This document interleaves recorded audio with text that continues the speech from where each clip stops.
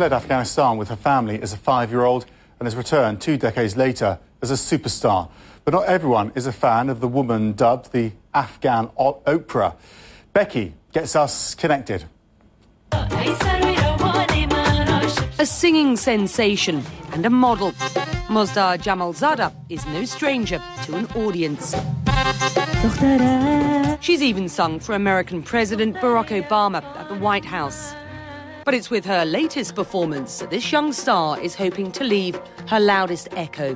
When I was growing up, my parents were like, don't ever forget where you're from and don't ever forget your people because you're one of the lucky ones. After growing up as a refugee in Canada, where she launched her music career, Mozhdah has returned to Afghanistan to host her very own television talk show. And it's proving controversial. Using an American-style format, Mozhdah tackles sensitive cultural issues that generally aren't talked about openly in her conservative Islamic homeland. Divorce, domestic violence, and disrespect for women among the topics sparking backlash from traditionalists who oppose her liberal views and Western-inspired clothing.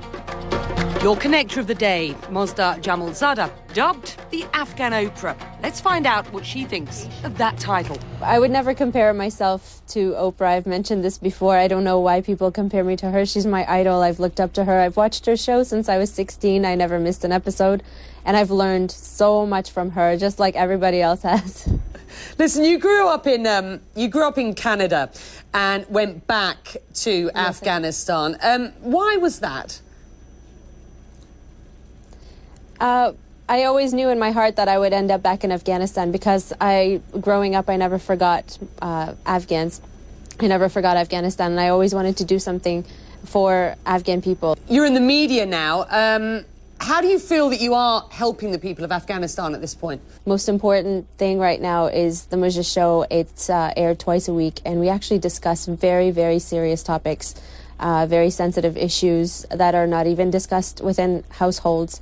And we bring up these sensitive subjects, and we try to find, a solution for these problems.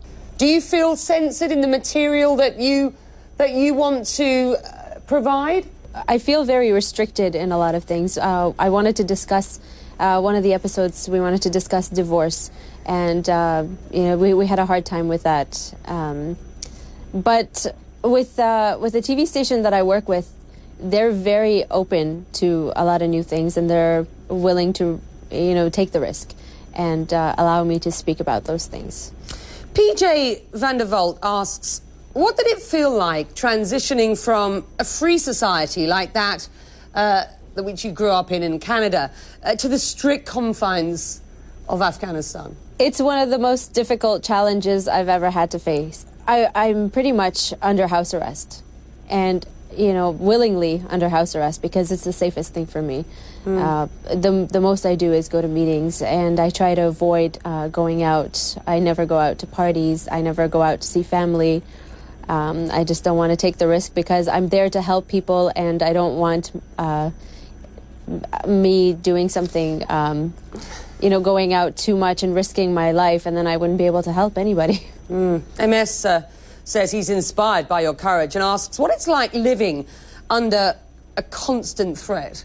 I have to be honest, it's very scary. I'm actually scared 24/7. It's not something that you can become comfortable with ever. You know that you're a target. You know that there are many threats, and you know that living in Afghanistan, there's no rules, there's no laws. If there are laws, women are not. They kind of. There's not enough justice mechanisms. Let's talk about the show for a moment. Natalie from North Carolina says, what specific goals do you hope to reach with the popularity of your show? And it is extremely popular. I'm hoping to reach households, but mainly the men in the households. And I know that I've mentioned, women's rights and children's rights, and focusing on women and children. But I think the main, the people I have to really reach are the men, because unless I reach the men, the women can only fight so much. It's the men who need to change the way they think. We've had some fascinating questions from viewers tonight. Modwasim brings up a particularly interesting point. He says that you don't wear the traditional Afghan female dress. Do you think this impacts your influence there, he asks? Yes, definitely. Actually, now that I live in Kabul, I've noticed that hardly anybody wears the Afghan traditional dress. They do try to be as Western as possible in Kabul itself. I'm not aware of what's going on outside. I've been to Mazar. I've heard of the situation in Herat, and they do try to dress modern. So the way that I dress isn't too out of the ordinary over there.